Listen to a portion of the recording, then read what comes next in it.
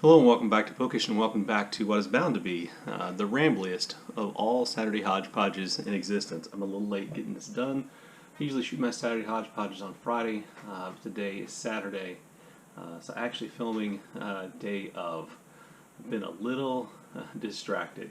The two crises going on in the United States of America kind of came to my house in a very real way this week. One, the election, obviously, and if you follow me on Twitter, I'm sorry, you know that the presidential election in the United States has been preoccupying most of my time, most of my intellectual space. I am a political person. I come from a very political family, and this election is the most important election, I think, in modern American history. I can't think of a more important election in my lifetime. I'm relatively certain there isn't.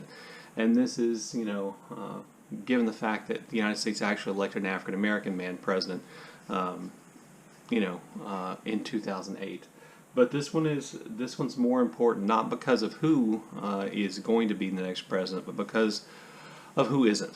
So I had that political crisis, which I've been following, and as of me right now, major networks haven't called it.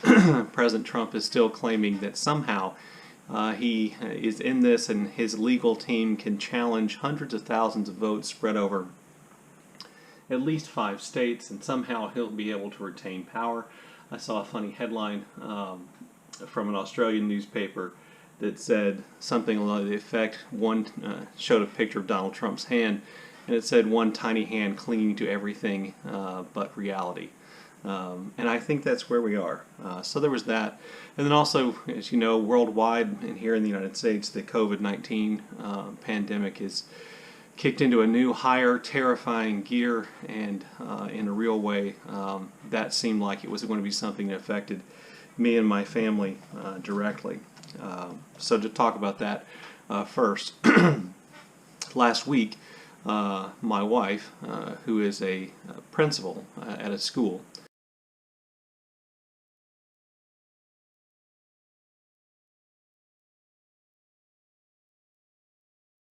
and she and her counselor were present in the room in close proximity to one another for some time. And even though both were wearing masks, they were together for, hours, not able to social distance because of the crisis. And it turns out that the other woman actually has COVID-19, which forced my wife to come home. Then Tuesday, Wednesday, she began exhibiting symptoms. She went and got tested, and we found out last night, Friday night, near midnight, that she had in fact tested negative, that she does not have COVID-19.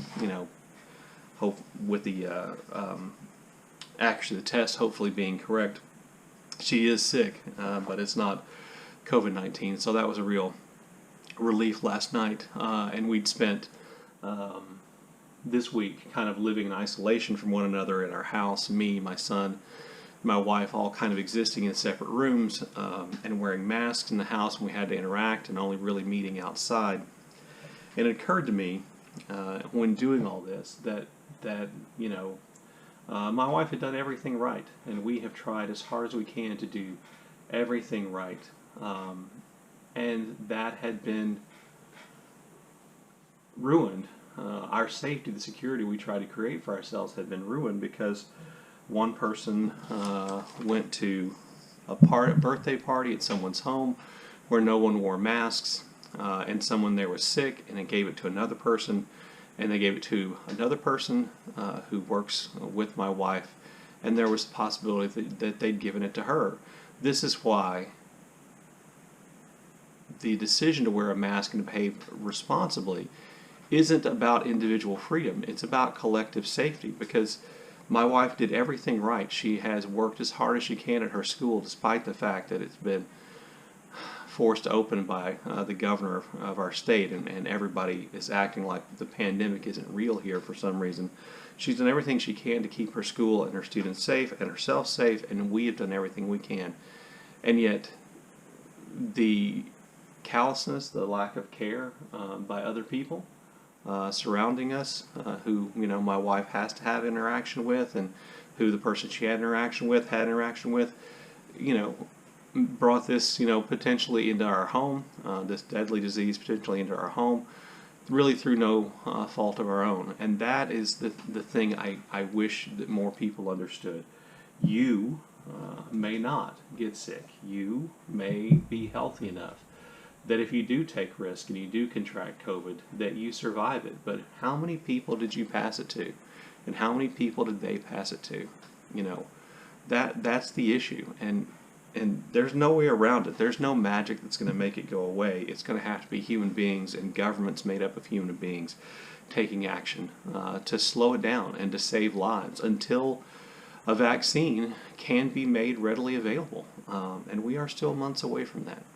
I'm hoping that come January 20th, things in the United States, we start to take it more seriously, which then brings me to the election. I wouldn't blame anyone anywhere in the world if they were looking at the United States and saying, you call yourselves the champions of democracy and freedom around the world, and you can't even, conduct a presidential election with anything approaching true democracy and dignity. I won't go into the mysteries of the Electoral College. Let me just reinforce what you probably already know. The Electoral College was created as part of the Constitution so that elites could stay in power. Our founding fathers believed in Republican forms of government, not so much in democracy. Yes, they gave democratic power to the people to elect the House of Representatives, but they held on to power in the other parts of government. Judges in the federal court system are appointed, not elected. In the original Constitution, United States senators were appointed by their state governments, which were, of course, made up of elites and not elected. And the Electoral College was created so that a group of elite men could have the final say over who became president. Yes, the popular vote part was always there, but just in case the people chose the wrong person, the Electoral College would be able to choose somebody who they thought was more appropriate. And if we're talking about elite Americans, wealthy, powerful Americans in the late 18th, early 19th century, then a lot of those elites were slaveholders. And it is right to say that the Electoral College was created in some ways to protect the institution of slavery and to protect slave owners. If you just look at the American presidents, of the first 7 American presidents, 5 of them were slave owners, and the only 2 who weren't were named Adams. And so obviously that system of electing presidents with the Electoral College is antiquated. It is undemocratic, and that is what we're dealing with right now. Because the truth of the matter is, Joe Biden won the popular vote by at least 4 million votes, getting more votes than anybody else in American history. And I realize that this also means that 70 million Americans voted for 4 more years of Donald Trump, which I'll touch on here again in just a minute, which seems staggering. And I don't have an explanation for it, other than to say that it is proof of latent, perhaps, and obvious fear of white Americans of losing power.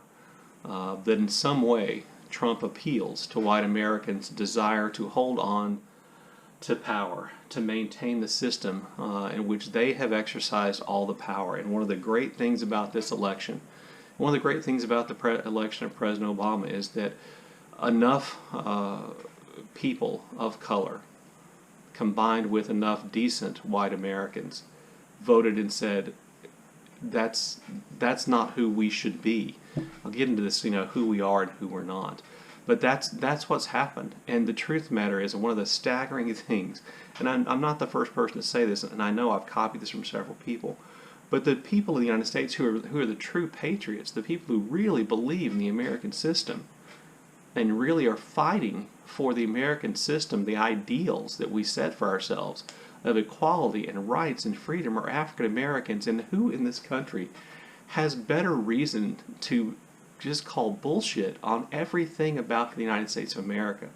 And yet African American people, men and women, Native American people, men and women, Hispanic American people, men and women, Native American people, men and women, and Asian American people, men and women, the very people most likely to be discriminated against, the very people are still current President of the United States, demeans and says racist and bigoted things about the very people who saw white America come out and support someone who was an open racist, those people still believe in the United States of America enough to invest their time, their effort, and to work hard to put us back on track.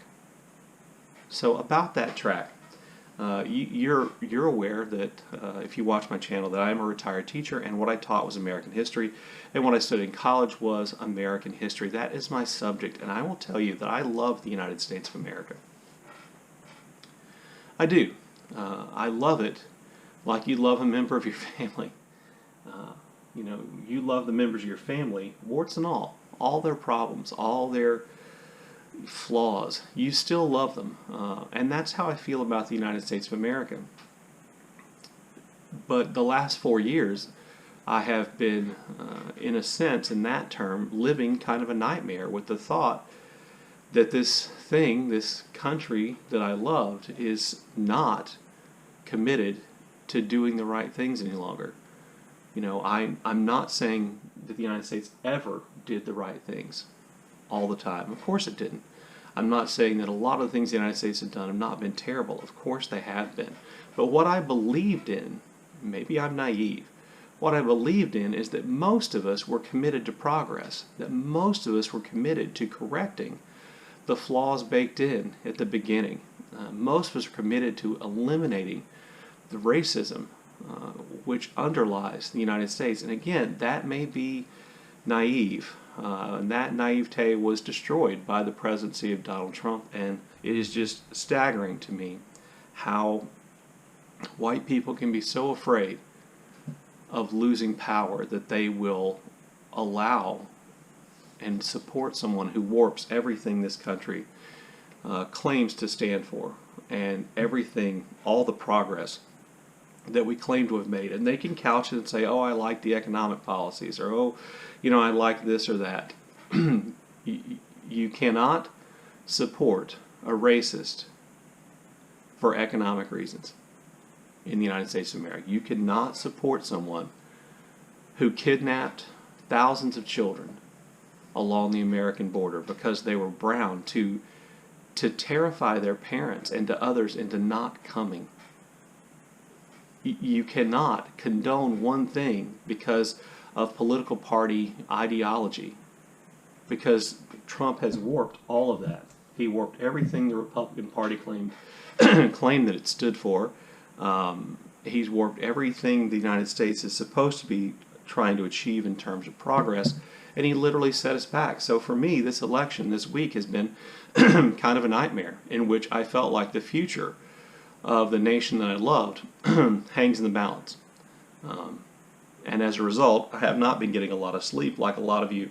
I've been up watching vote counts come in, terrified about the things that President Trump has said, and about things Republicans have said about thwarting the election and perverting the will of the people. By the way, can I just say everything they're saying about voter fraud and these votes in Pennsylvania and other places is just complete bullshit. Every single thing. There's not one scrap of evidence of massive voter fraud. I laugh that they're talking about, the idea that dead people in Michigan voted. Biden carried Michigan by 148 million votes. They did not manufacture 148 million votes. It's an impossibility. In Pennsylvania, they keep talking about how they're counting these illegal ballots. They're not. They're not illegal. But even in Pennsylvania, what they've done before the Supreme Court told them to is they've taken these votes that came in after Election Day and they've segregated them. They've counted them, but they're not even adding those vote totals in. And if you really think Donald Trump thought he was going to win, he would want those votes added in because he's losing Pennsylvania right now. And it seems to me if you're losing, you should want votes counted, not votes not counted. But of course, it's not about democracy. It's about Trump, and it's about power.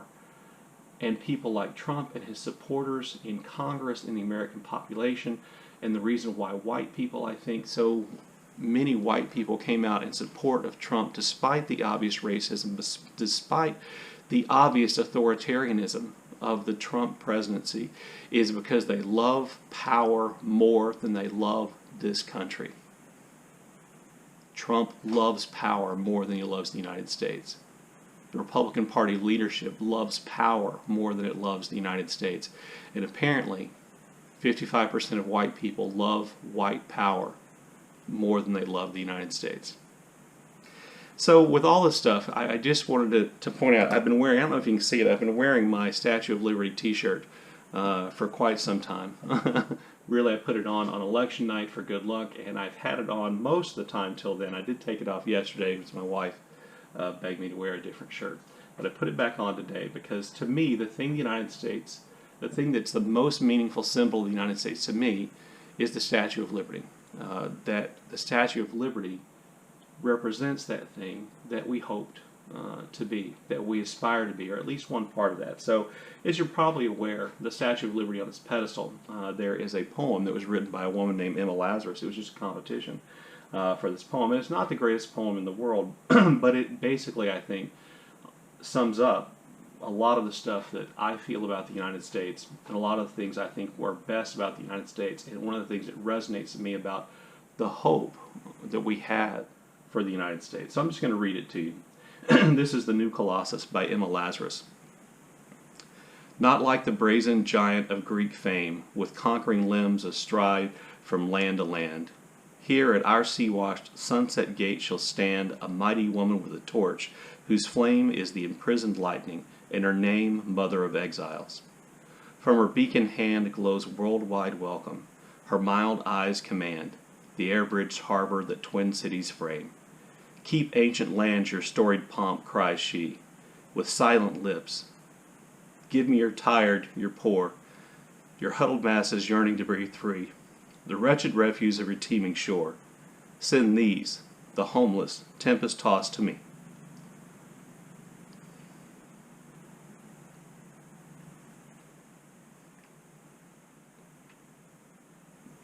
I lift my lamp.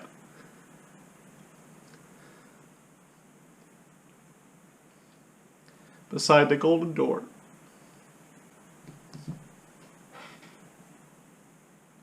How I hope that in the next 4 years we can get back to trying to achieve the ideal of the United States that poem represents. And I hope with the election of Joe Biden we take that 4 years to disassociate ourselves from the 4 years of the Trump administration, to heal, to move forward, to finally work to achieve freedom for all of our people. And that we reject the hate and the racism and the power over country ideals of Trump and the Republican Party. So, books.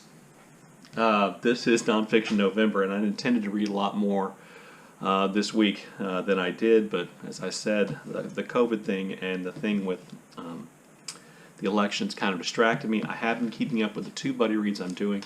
I am reading The Story of Junius Wilson, or Unspeakable, The Story of Junius Wilson by Susan Burch and our own Hannah Joyner from Hannah's Books. Our first check-in is tomorrow, and I have completed the first section of reading. I'm reading this as kind of a group buddy read with Roz from Scallydandy About the Books. This is put together by Sean the Book Maniac, Justin from AKA Ghost Reader, and Alba from Seriella, and we have a group Voxer chat, and I'm looking forward to our check-in tomorrow. Matter of fact, Sean might have already checked in, but I'm looking forward to that. And then I'm also buddy reading SPQR with Noelle from the channel named Bookrook. She doesn't do videos yet, maybe one day. And Noelle, I'm about 50 pages away, but I am going to read today and check in with you. I haven't done any other reading. Okay, I also want to make one book channel recommendation to you, and that is the channel. It's the name of the creator, and the channel name is Margaret Pinard. I think I'm saying the last name right. Margaret has a really great sense of humor, really funny. She does some good editing on her videos, not too much. She's a writer, so she's also an author too person. And I just find her sense of humor and her discussion of books and her writing to be really interesting, delightful. Please go check out our channel. I'll leave a link to that channel below.